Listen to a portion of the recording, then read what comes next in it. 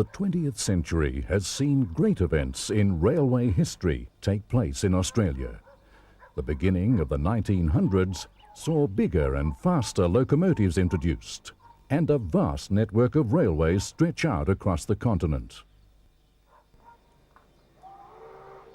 Back in 1933, a small group began the preservation movement, but it would be another 4 decades before it was taken seriously. In 1937, the nation's first streamliner appeared on the rails of Victoria. Named the Spirit of Progress, it was the ultimate in luxury. All steel and air-conditioned, it ran at speeds in excess of 110 kilometers per hour. During the Second World War, the greatest and most famous steam locomotive of them all, the C-38 class, was designed and built at Sydney's Clyde Engineering Workshops. 1950 saw Australia enter the diesel age, when the Tasmanian Government Railways X-Class diesel became the first mainline diesel to run in Australia. In March 1973, after 119 years, steam finished on the main lines of Australia. Review now takes you back for a look at some images of when steam was king. Near Claremont, Tasmania, 1950.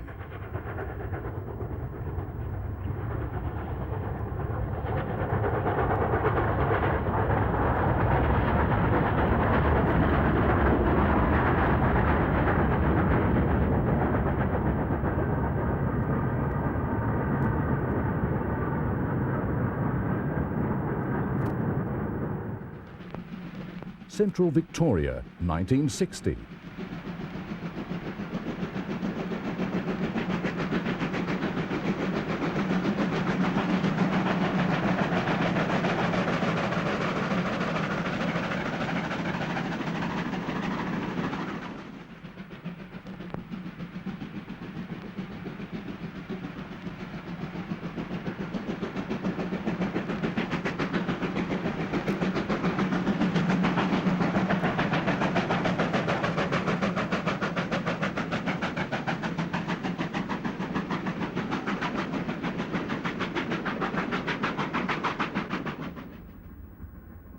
Far South, New South Wales, 1961.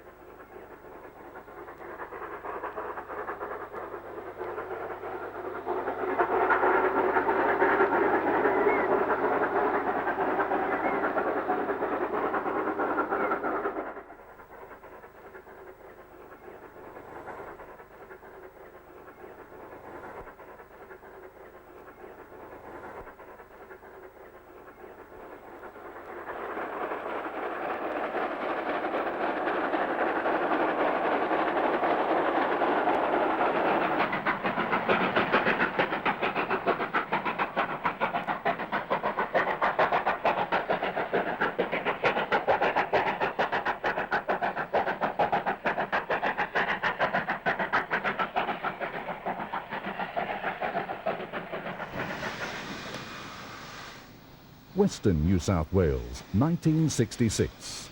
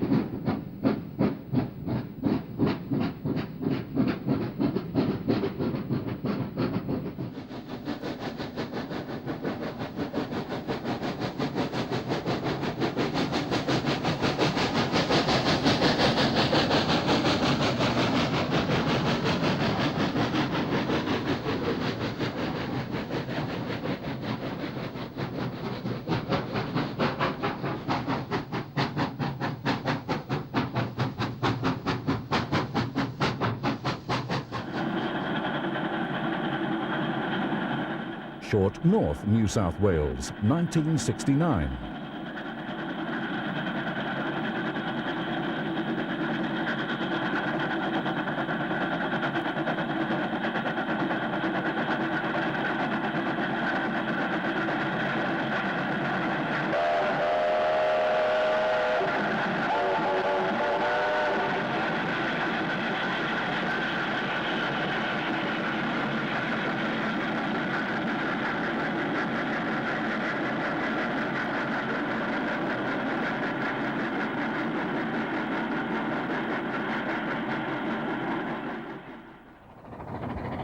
Southern New South Wales, 1969.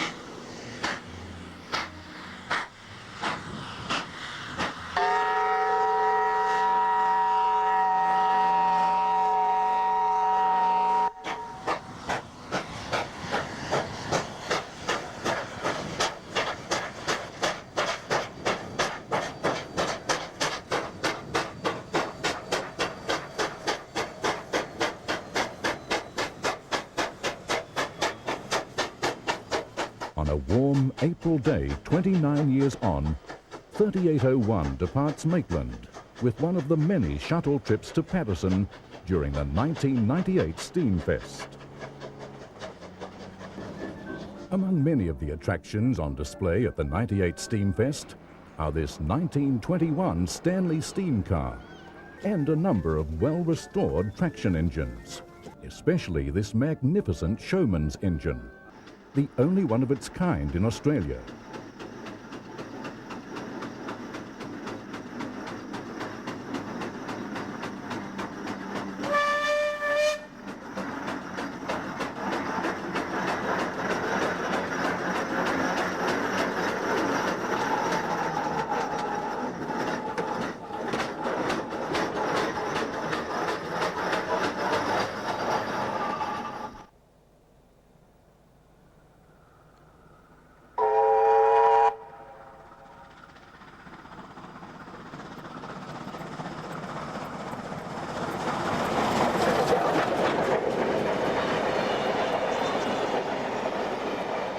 .3830 returns from a trip to Paterson. Then double-heading with 3801, the two locomotives make a loud departure from East Maitland as they lift the heavy cars up the gradient.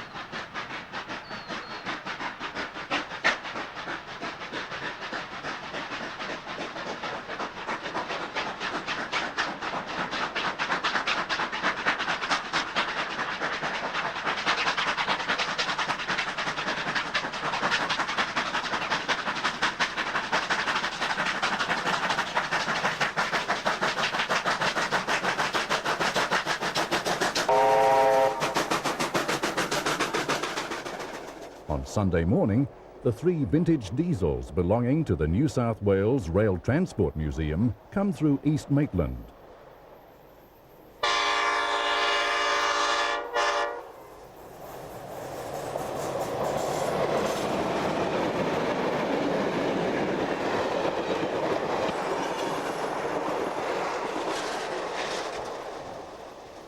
On a special trip bound for Gloucester and lunch at Barrington Tops.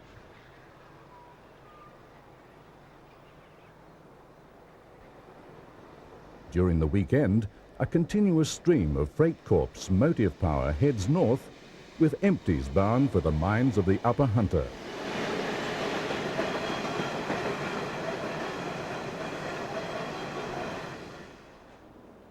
As the sun sets, the big Pacifics roll easily through Thornton, at the beginning of their 130-kilometre trip back to Sydney, bringing to an end another Steamfest.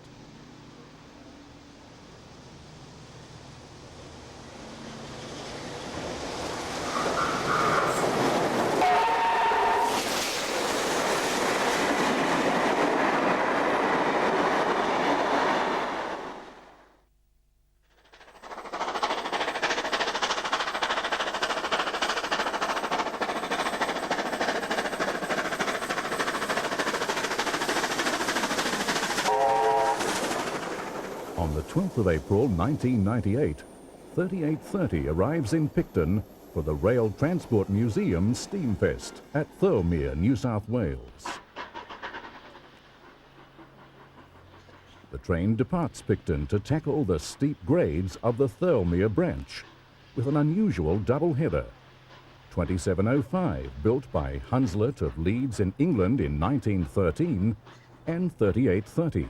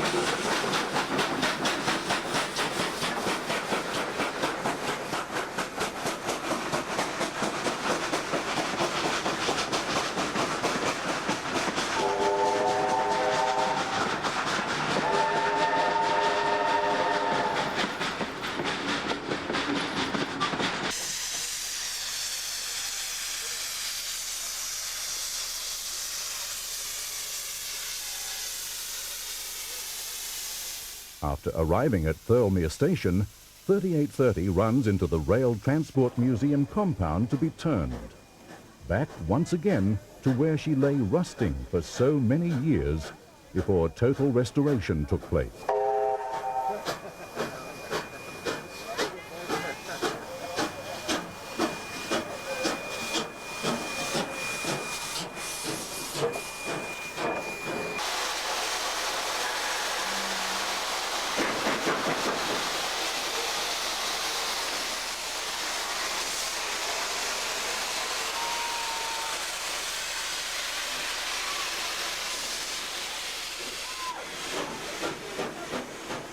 "5910 loses her feet as she takes off on a loop line shuttle.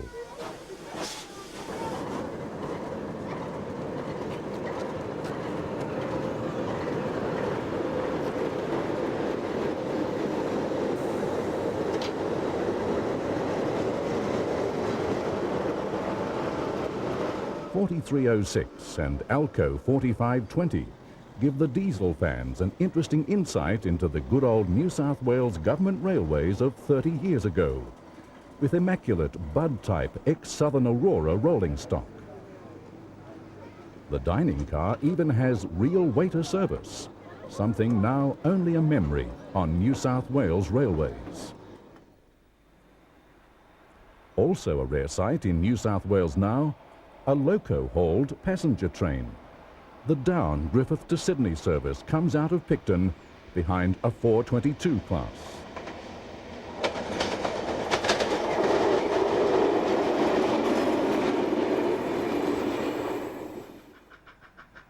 In true 38 style, 3830 gets away from Picton and heads for home after an action-filled day.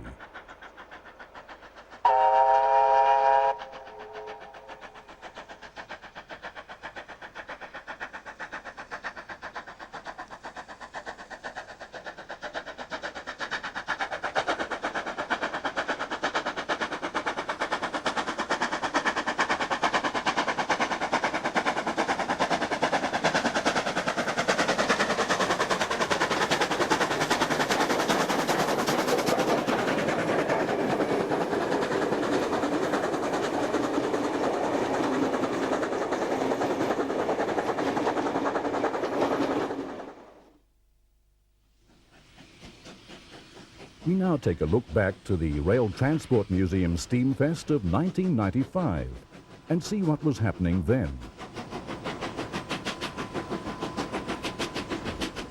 As 3001 departs with a shuttle trip to Buxton, 5910 sits idle and 2705 is nearing complete restoration.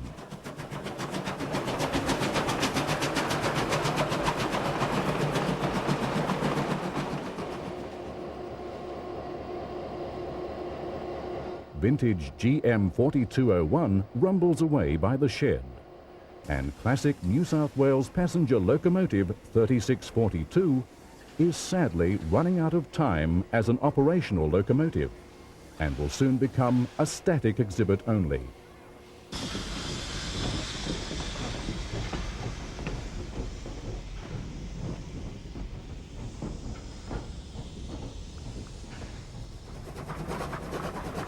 .3001 charges through the rain heading for Buxton. Her days as an operating loco are also nearly at an end.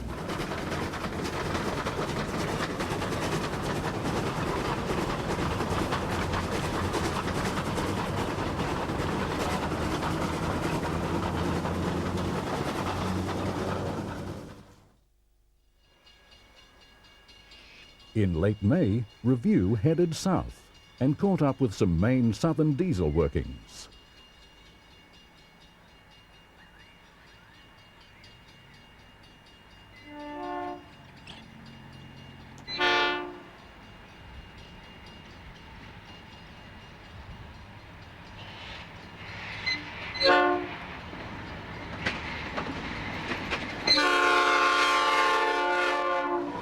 After startling a group of galahs eating spilt grain from the track, an 82 leads an 81 on a southbound empty grain train through Penrose in the Southern Highlands of New South Wales. Around midnight on the same day, National Rail superfreighter MB4 comes through Yass.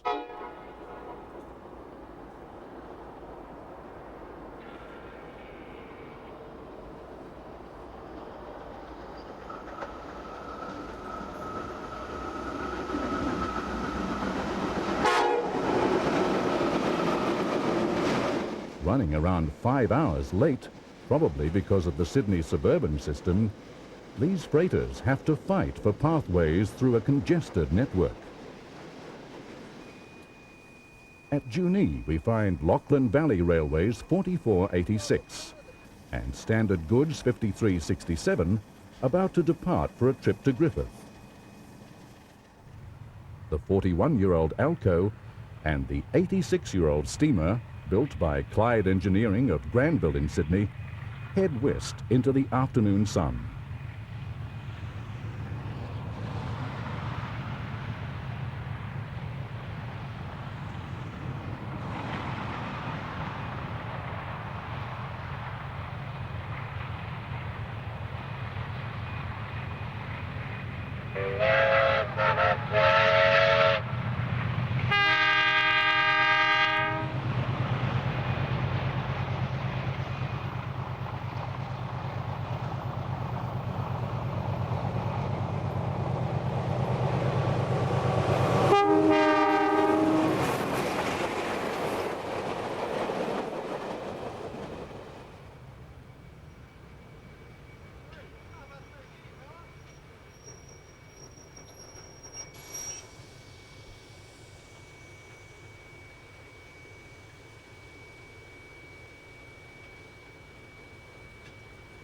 train makes a quick stop at Coolomon with its beautiful old pub and quiet country atmosphere.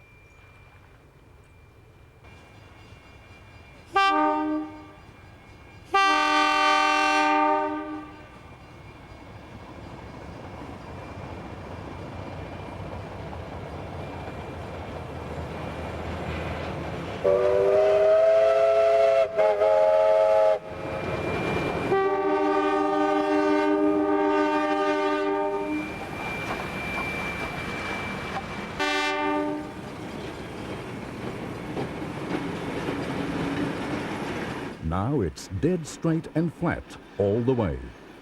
The last rays of the setting sun glint on the well-maintained steel stock as it rolls west out of Coolomon. The train arrives at Narrandera in southern New South Wales just on dark.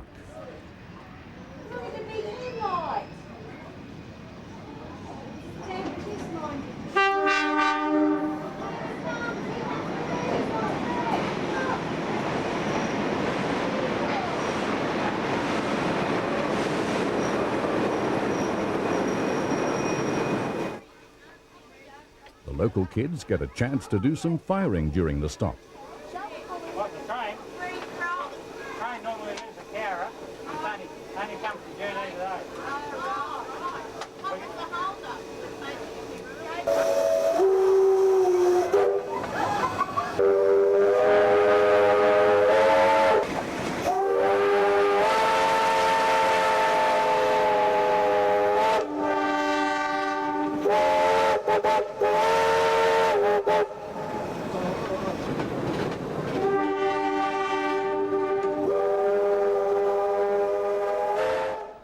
Then it's off into the night, with plenty of whistles.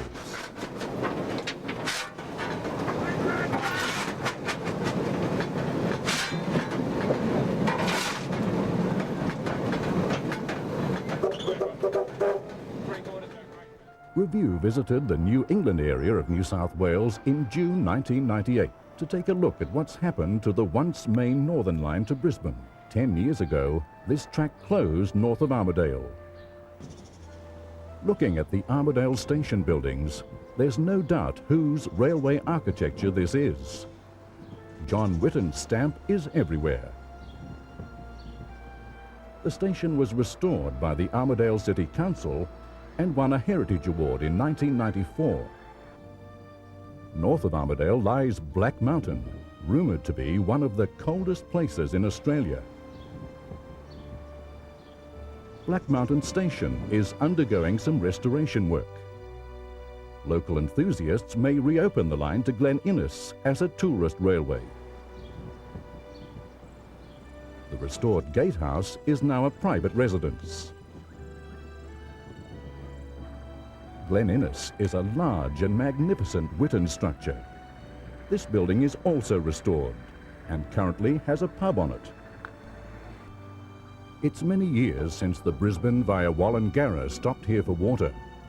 In those days, most passenger trains past Armidale were worked by 32 class engines. If the line does reopen, we may see steam here once again.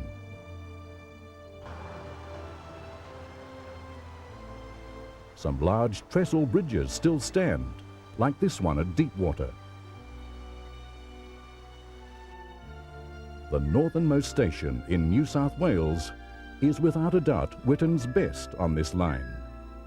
Tenterfield stands huge and splendid, still with a wonderful array of greenery.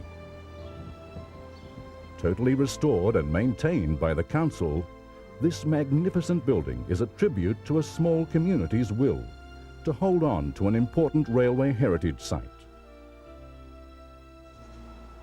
Tenterfield Station ended 103 years of service, 100 years to the day after the then Premier of New South Wales, Sir Henry Parkes, made his famous Federation speech in Tenterfield.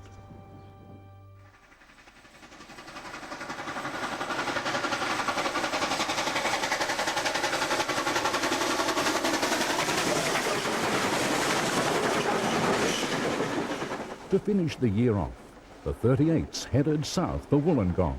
and a spectacular run up the mountain to Moss Vale.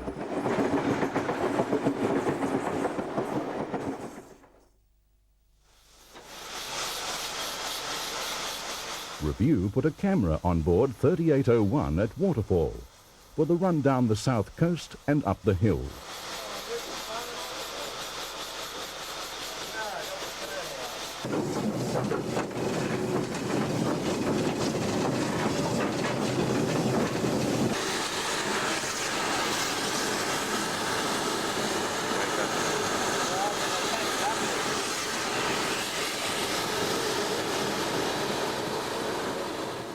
The train slows as the Big Pacifics ease it across the Stanwell Park Viaduct, which is still undergoing repairs.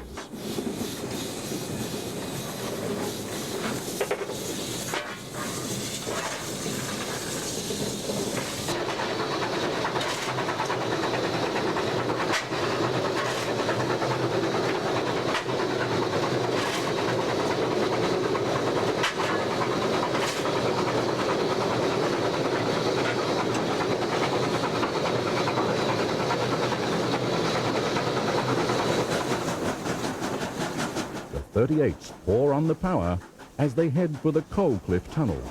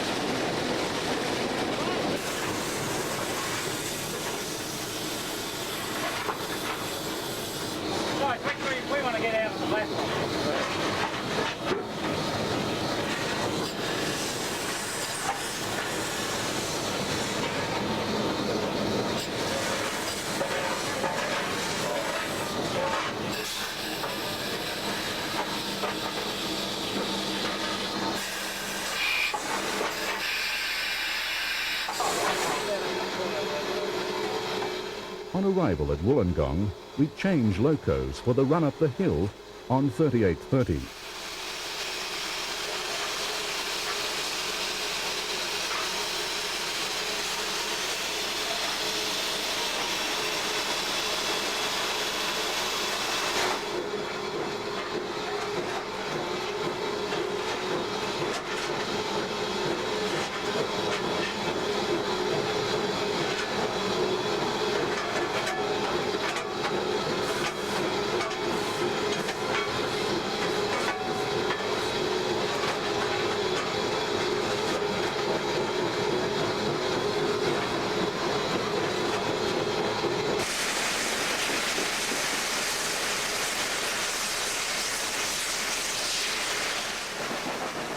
It's not long before the big engines are really barking as they tackle the uncompensated 1 in 30 grades.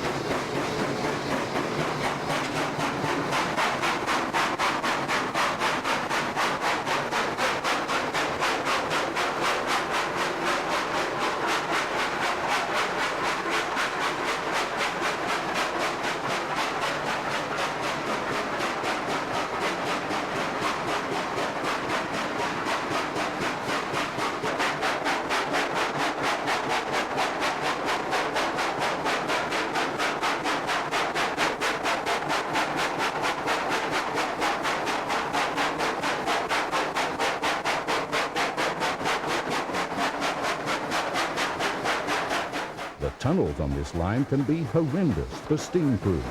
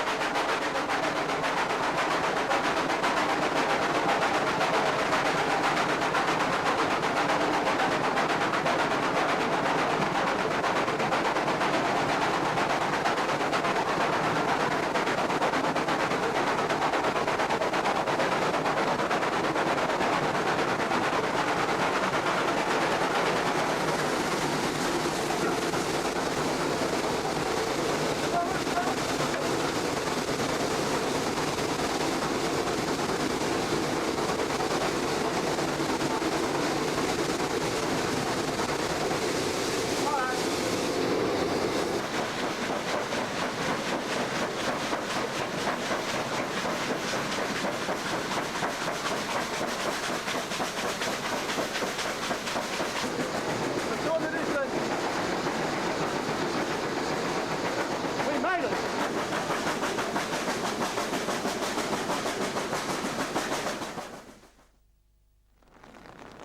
1999 was a pretty dismal year for heritage rail operations in New South Wales.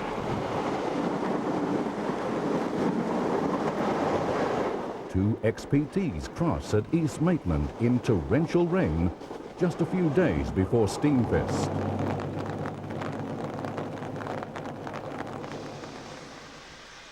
3830 arrives at Patterson on a shuttle trip for Steamfest on Saturday, April the 10th. The weather had improved somewhat.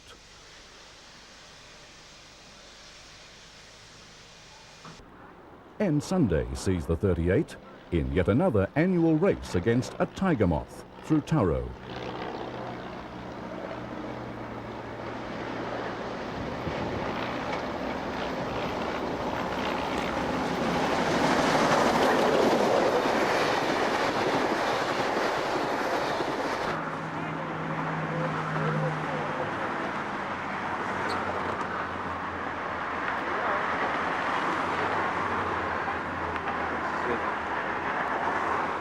Later that day, 3830 departs Maitland for Sydney. In fact, without the lone 38, Steamfest could not have been held. Its sister loco, 3801, was undergoing a major overhaul at Everleigh Workshops in Sydney. So 3830 was the only big mainline passenger engine available.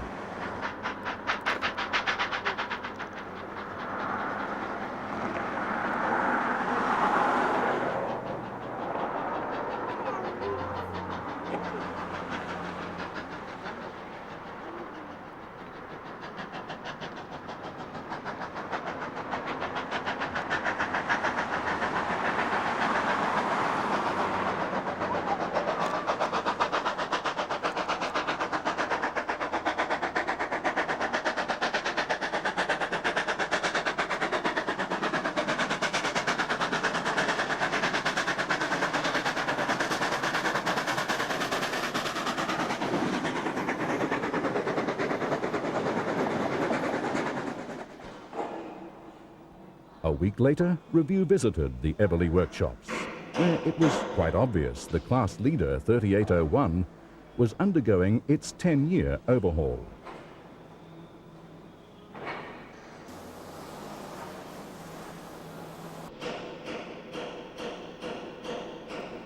The big streamliner was to emerge in early September, somewhat different to the way she had looked for over 3 decades.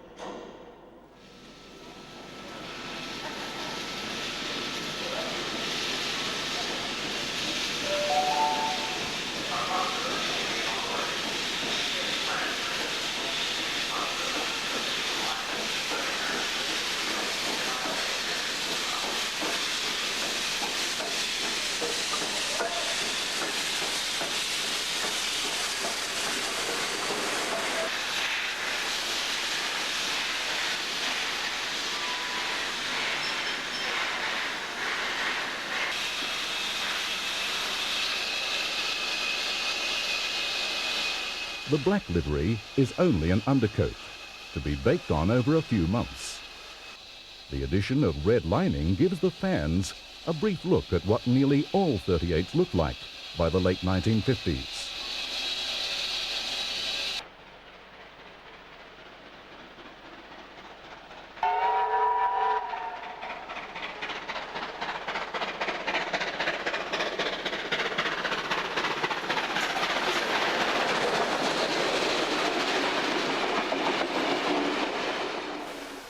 On Sunday, October the 3rd, 3801 departs Everleigh to double head with 3830 to Wollongong, then up the hill to Robertson.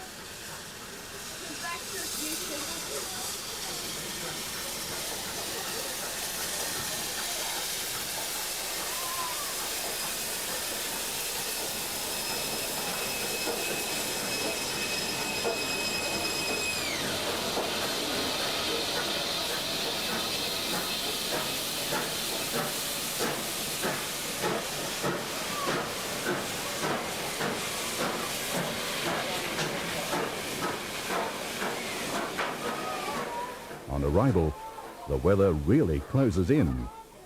Rain and a pea-soup Southern Highlands fog shroud Robertson.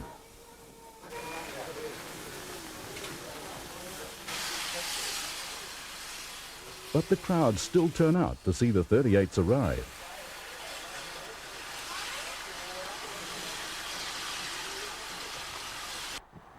After departing Robertson, the two Pacifics make a fast run back to Sydney via Moss Vale.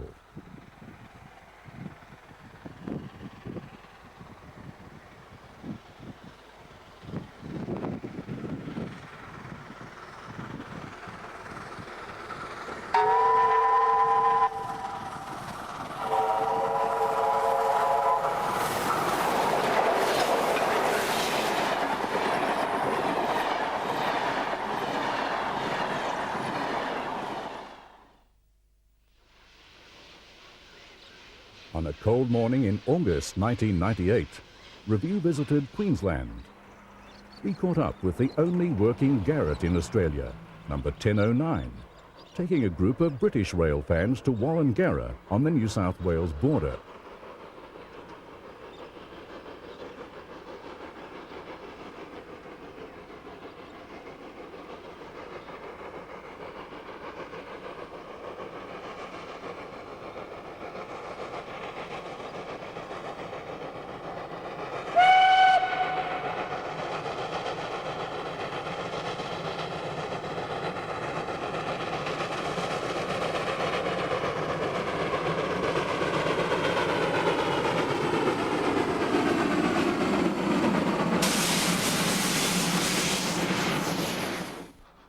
This line was once the main line to Sydney. The 3-foot 6-inch track ran as far as Wallangarra, where passengers changed to standard gauge for the long trip to Sydney.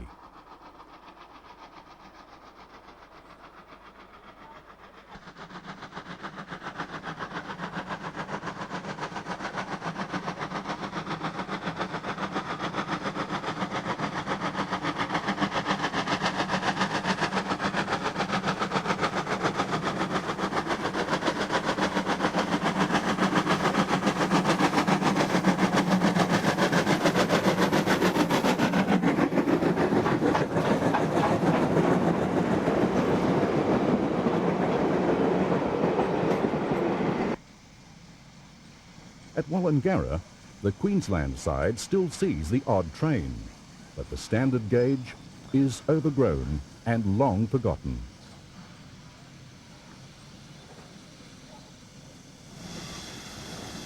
This classic-looking locomotive was built by Bayer Peacock of Manchester, England in 1950 and restored by the Queensland Railways in 1996.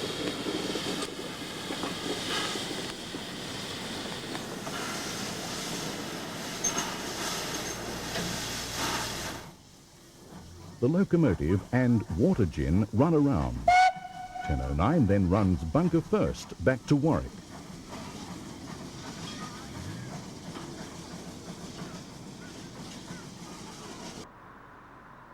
There is still evidence here of the part the railway once played in transporting the produce of these rich farmlands to Brisbane.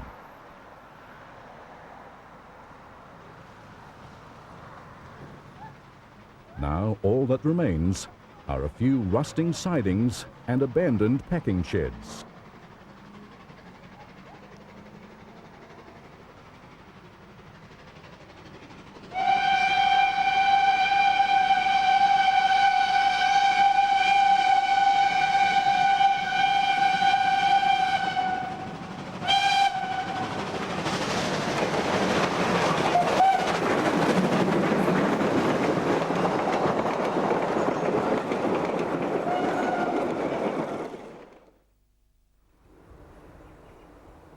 In July 1999, we revisited Queensland to see how their extensive heritage rail program was progressing.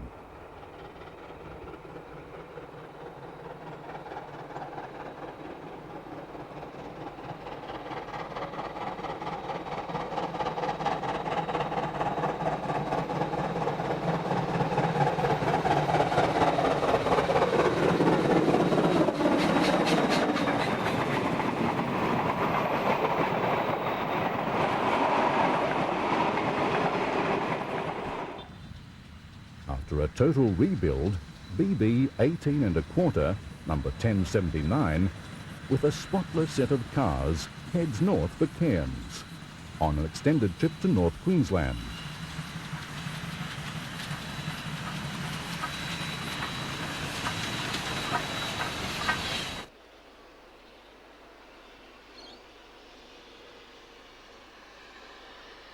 The train climbs to Guandiala, startling some local horses.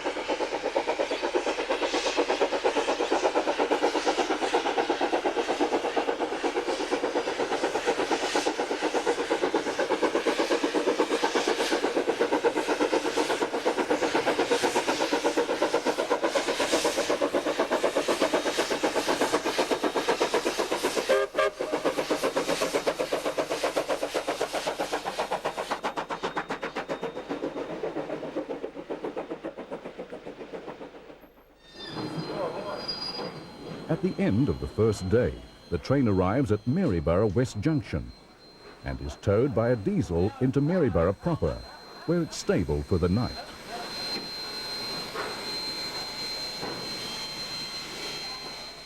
"1079 was built by Walkers of Maryborough in the late 1950s. She was restored by Queensland Railways at the Ipswich workshops.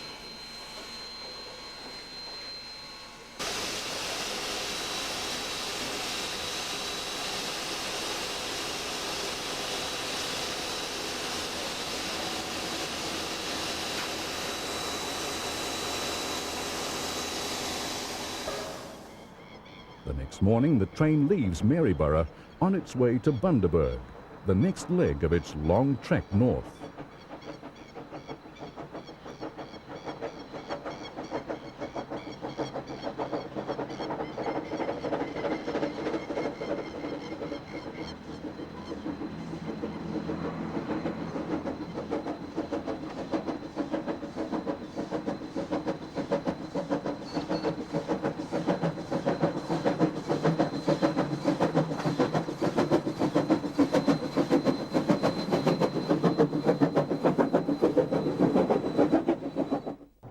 Queensland's premier passenger train, the Tilt train, arrives in Bundaberg, crossing the special.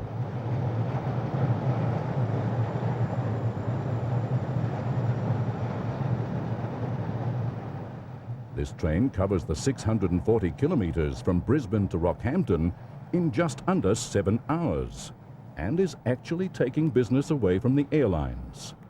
Not bad for a narrow gauge railway. The special arrives at Bundaberg's beautifully restored period station, with its hanging baskets and clean timberwork. It's a scene reminiscent of the days of the Sunshine Express, when it was steam-hauled the whole 1,600 kilometres from Brisbane to Cairns.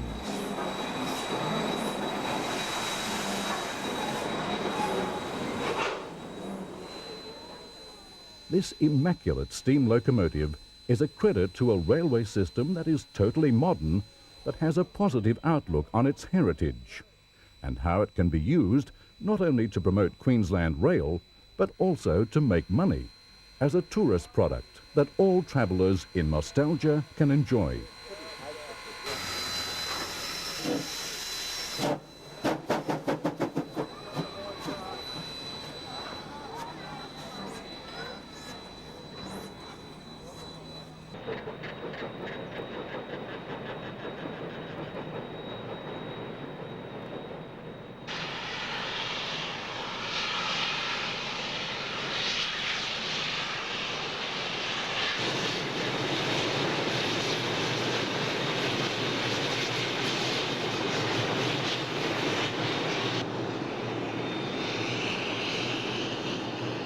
We say farewell to this recreation of the Sunshine Express.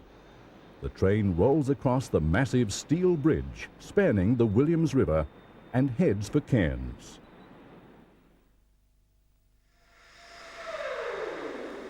To find out where all this restoration work takes place, Review went to the old Ipswich workshops that are now becoming a heritage rail centre. Government funds of up to $20 million have been allocated to bring this project to fruition. The work currently being carried out is a total rebuild of the preserved Queensland steam fleet, including heritage rolling stock. The attitudes here are amazing. Nothing is too hard. Whole locos are pulled apart and rebuilt. Using the latest technology, an all-welded boiler is even constructed for the AC-16 Baldwin. The coach builders also turn out some of the finest work, like the rebuild of this 1865 wooden passenger car.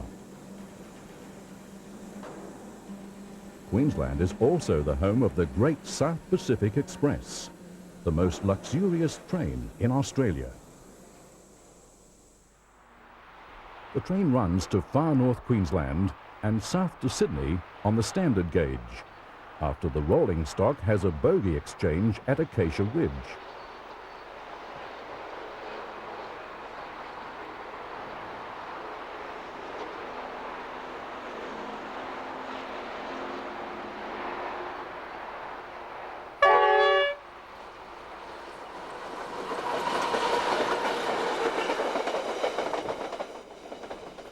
The narrow gauge cars look rather incongruous behind the bulk of the National Rail loco.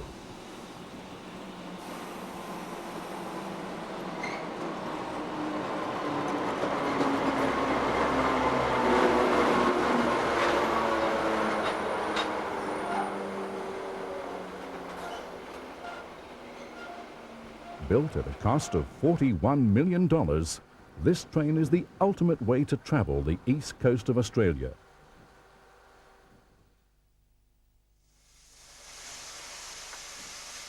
Sunday, July 11th, 1998. The place is Maldon in north-central Victoria. The time is 5:30 a.m. and crews are preparing steam locomotives K160 coal-fired and J549 oil-fired for a weekend of running with a difference.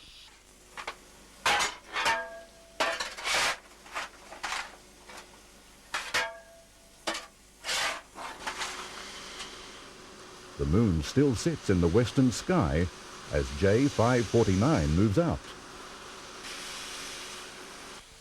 The first rays of the winter sun hit the loco.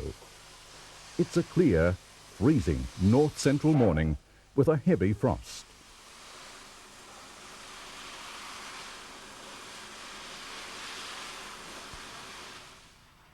This weekend, the Victorian Goldfields Railway will run steam-hauled goods trains between Muckleford and Maldon.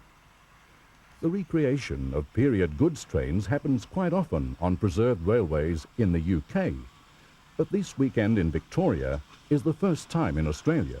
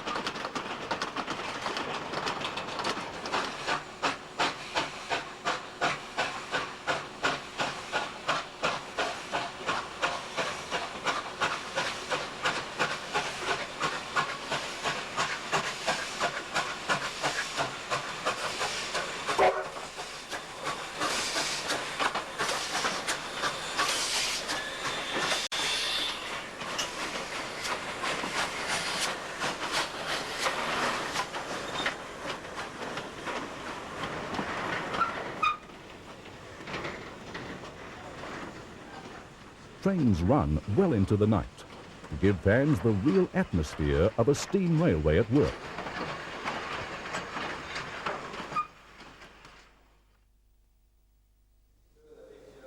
A major event in rail for Victoria in 1998 was the rebuilding of a steam locomotive for commercial use by West Coast Railway. The job was done at their Ballarat workshops. The locomotive R711, a 190-ton Hudson, built by the North British Locomotive Company in Glasgow in the early 1950s, was retrieved from a park in Bendigo in north-central Victoria. The rebuild, which cost around $1 million, included major additions such as oil firing, power reverse, modified valve gear, double blast pipes, and much more. On the 12th of October, the big day had come. Resplendent in blue livery, the big Hudson prepares to leave Spencer Street Station with the 8:45 a.m. West Coast service to Warrnambool, a 256-kilometre trip from Melbourne.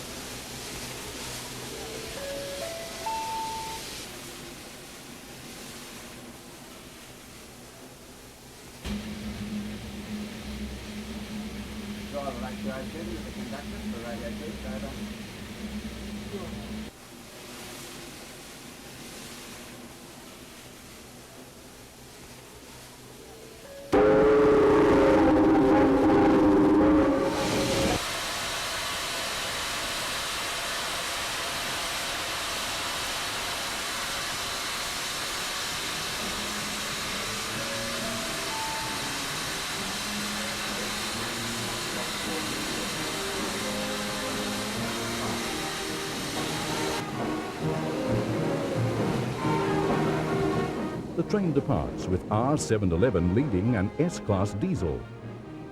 The steam loco has been modified to operate the diesel as second unit when needed.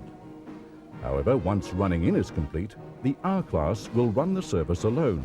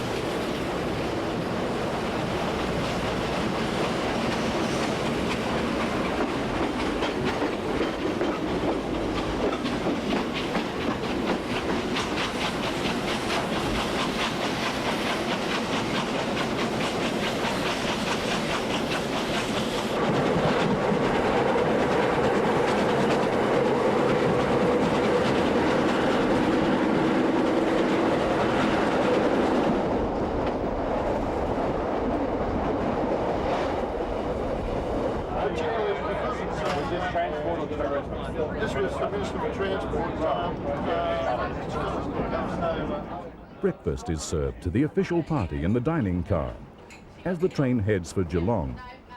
With their good old-fashioned service and style, West Coast have won passengers back.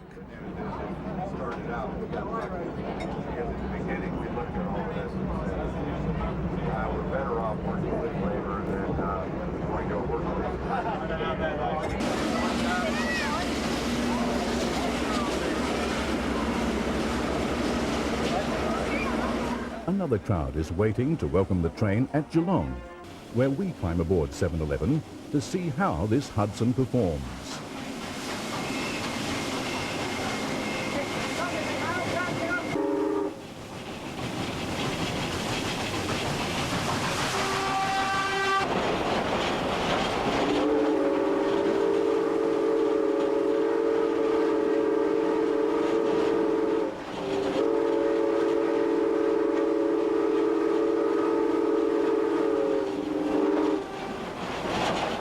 The oil firing certainly makes the job much cleaner and definitely more efficient.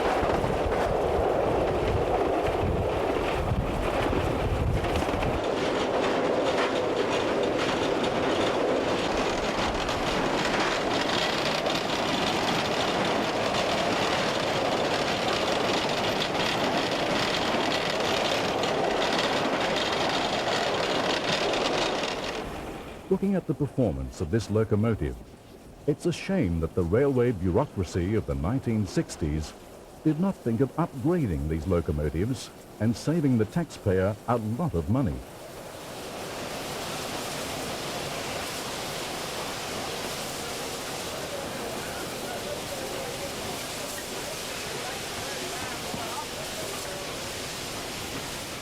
There were 70 R-classes built. Nearly all were scrapped before they were even 15 years old. No one would have thought that nearly 40 years on, one would be running a high-speed regular passenger train for a private company.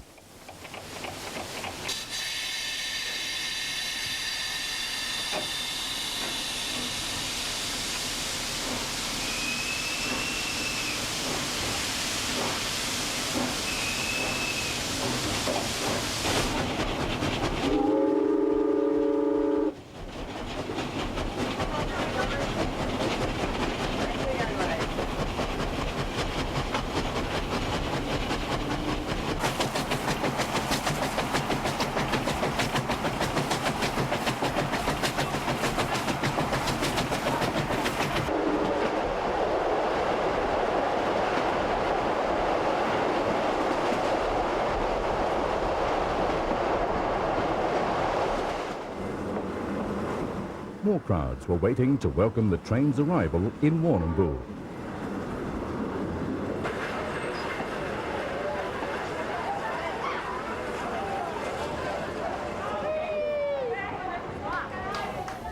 As this program was being completed, West Coast announced that the steam operation had been so successful, a second R-Class, R766, was leased from Steam Rail Victoria and would have the same conversions carried out as R711.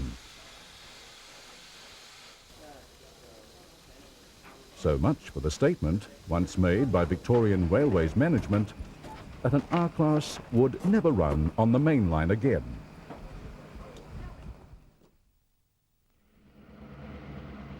In June 1999, an immaculate GM36 comes out of Wodonga on the Queen's birthday weekend on its way south with a trainload of New South Wales passengers bound for the Murray River.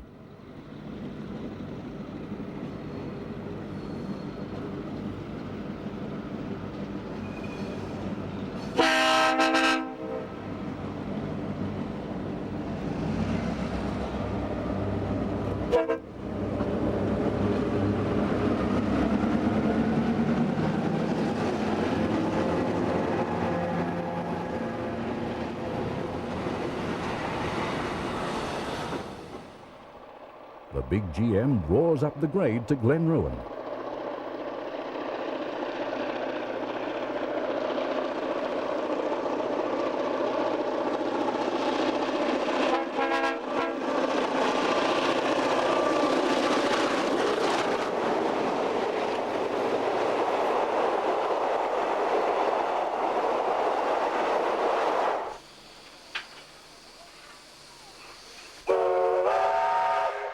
At Seymour, J515 departs to head north through the rich farmlands of the Goulburn Valley to Echuca on the Murray River.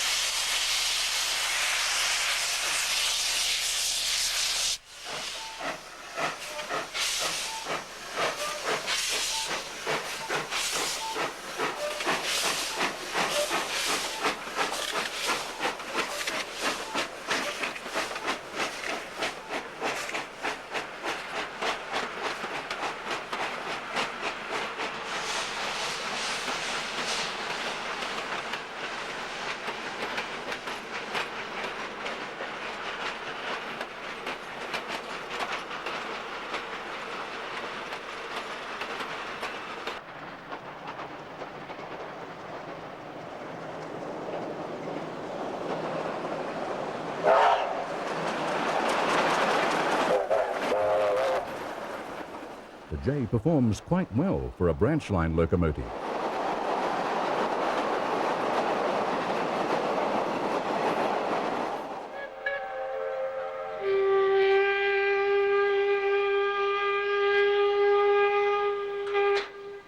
At Echuca, the steam rally was on, including this impressive parade of steam riverboats.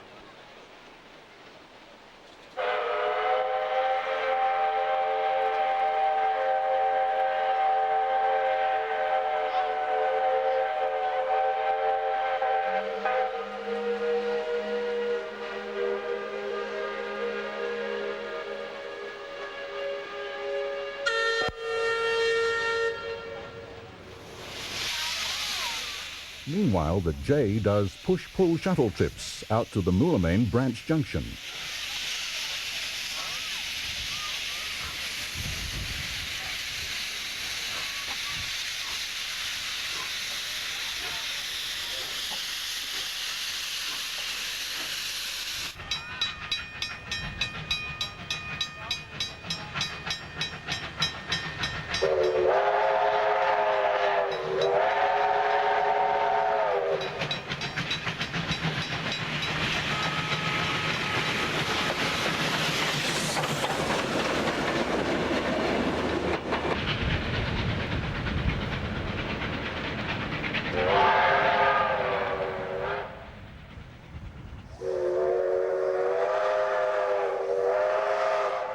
The Seymour Railway Heritage Centre provided GM36 and J515.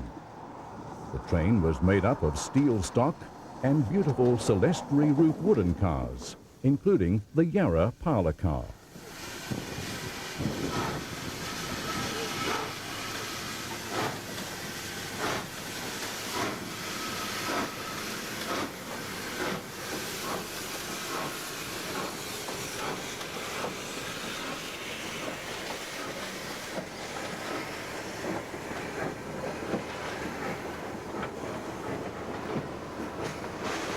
The winter sun catches the train as it departs Echuca on Sunday after a most successful weekend.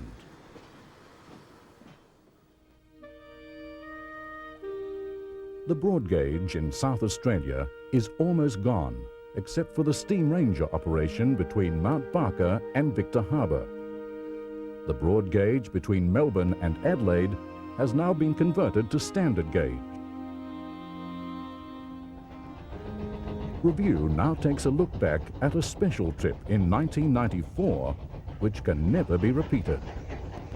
A South Australian 620 class came from Adelaide to Bacchus Marsh in Victoria and double-headed up the Ingliston Bank with Steam Rail's K190.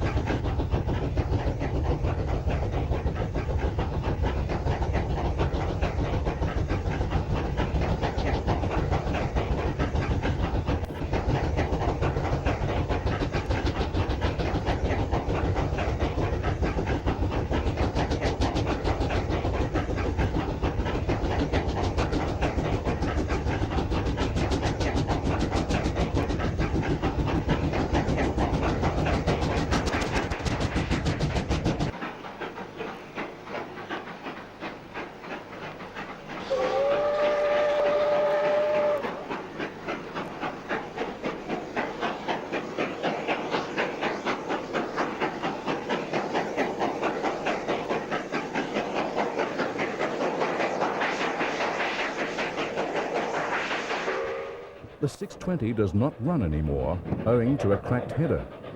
And even Steam Ranger's 520 is now out of action.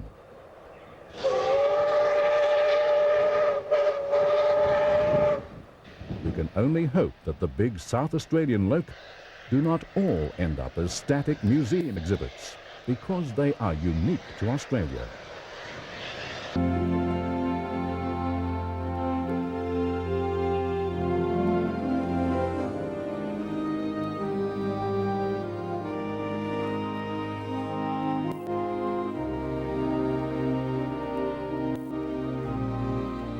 Restored steam locomotive M4 and 11 class diesels are seen here hauling the last passenger train to run on the Emu Bay Railway before its takeover by Tasrail.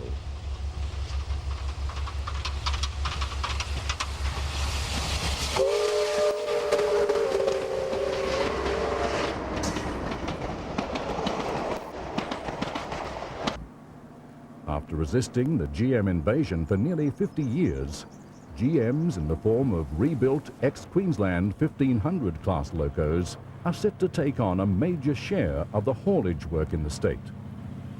Here, with the assistance of Breed 2062, they are hauling a coal.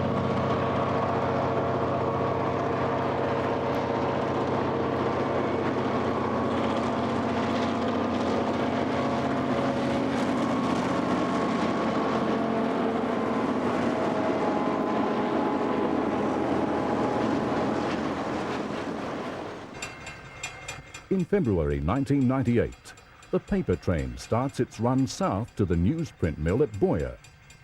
The locos are two former 1300 class of the Queensland rail system.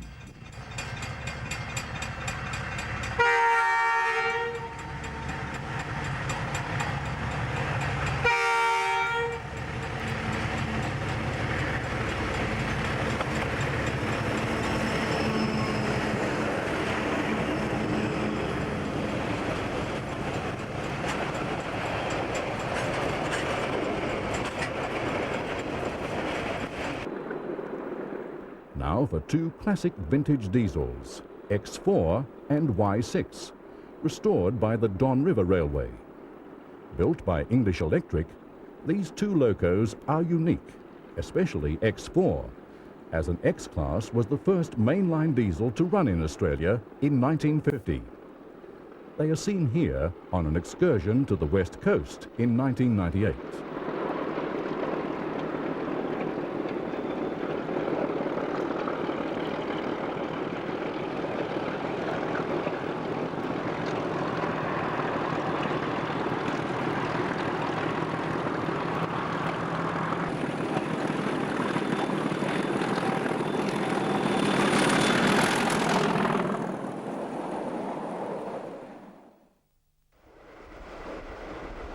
As the 20th century comes to a close, it's a good time to reflect on some of the achievements and failures of the railways of Australia.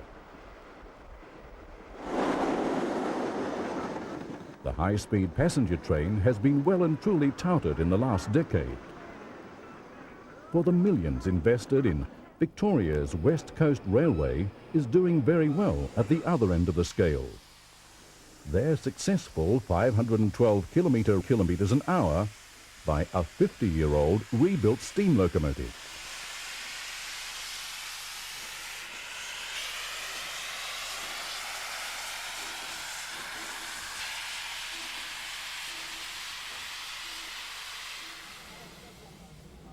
One may ask, how fast do we really want to go?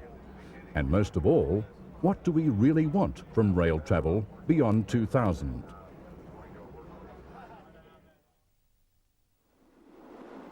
The last decade saw the final joining of the standard gauge link from Perth to Brisbane. This only took 145 years. Hopefully, it will encourage greater use of this nation's vast rail system.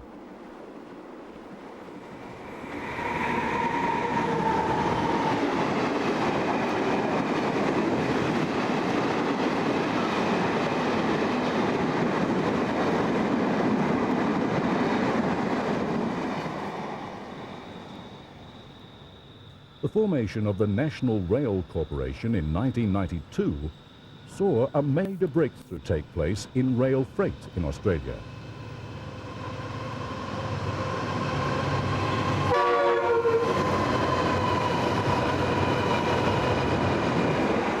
A super freighter could run all the way from Perth to the port of Brisbane with the same motive power, stopping only for crew changes. With 6 years of operation, National Rail is nearly in the black.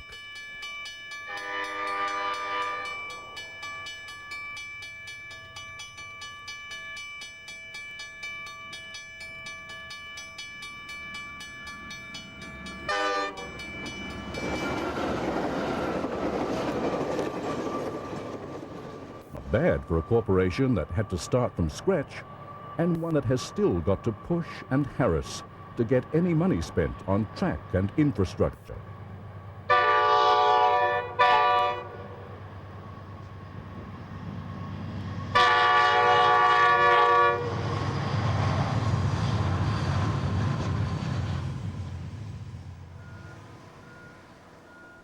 The federal government allotted $60 million a year to railways, compared to $800 million a year for roads and bridges, to allow B-double trucks onto the roads. There is an obsession with road transport in Australia.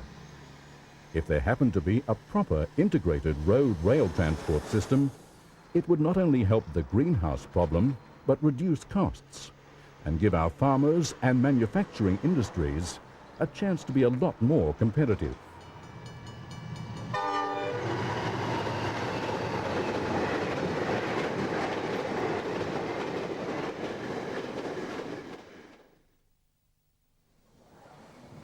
The 21st century will see heritage rail forge ahead in some states and fail in others.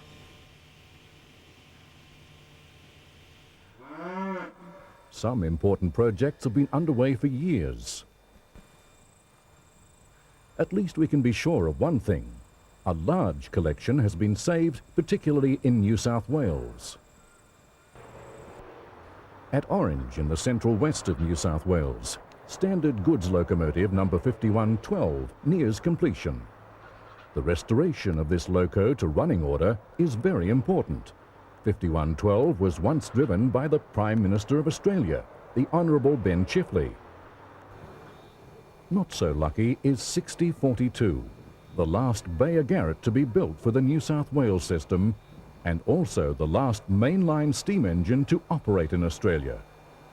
In February 1973, 6042 worked shuttle coal trains between the Awabba State Mine and the Wangi Power Station.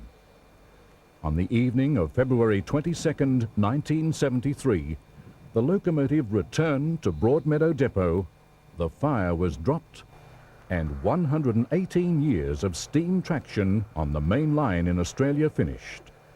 Now she lies stranded in a paddock at Forbes in New South Wales. As this century ends, the most outstanding collection of locomotives and rolling stock in Australia is held by the New South Wales Rail Transport Museum at Thirlmere. However, as the year ends, the only working locomotive is number 2705, a 1913 260 goods loco built by the Hunslet Engine Company of Leeds in England.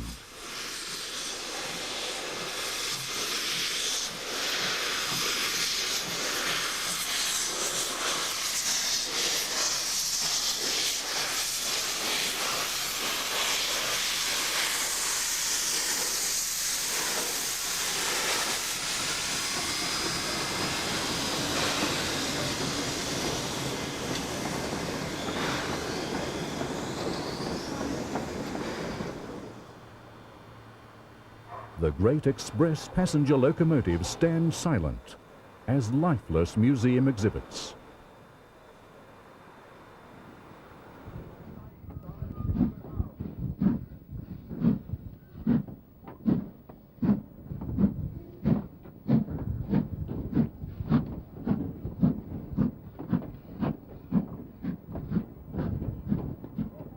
The picture some 24 years ago was quite different, as this footage shows. This collection was originally at Enfield in Sydney, but it was banished to the bush by the then Public Transport Commission's Philip Shirley.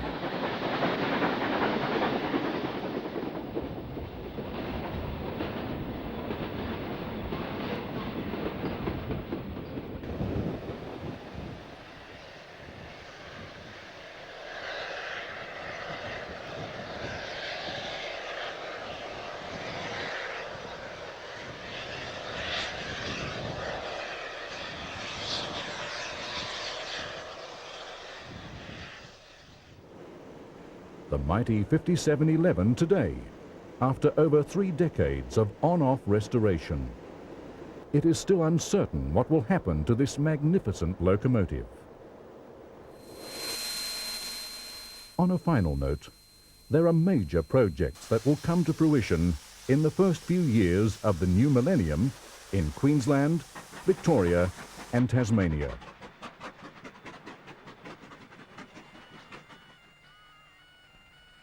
And New South Wales?